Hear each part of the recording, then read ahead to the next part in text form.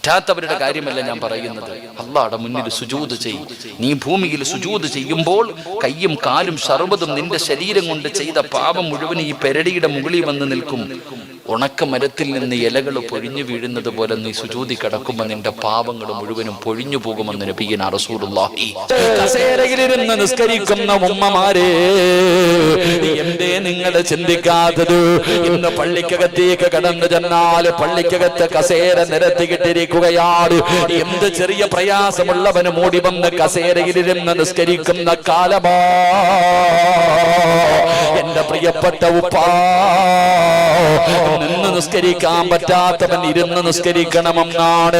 ഇരുന്ന് നിസ്കരിക്കണമെന്ന് പറഞ്ഞാൽ കസേരയിലിരുന്ന് നിസ്കരിക്കണമെന്നല്ല. നിന്ന് നിസ്കരിക്കാൻ പറ്റാത്തവൻ ഇരുന്ന് നിസ്കരിക്കണം എന്ന് പറഞ്ഞു കഴിഞ്ഞാൽ ഇപ്പൊ എല്ലാരും കസേരയിൽ ഇരുന്ന് ആരാപ്പ പള്ളിക്ക തറയിൽ ഇരുന്ന് നിസ്കരിക്കണമെന്നാ.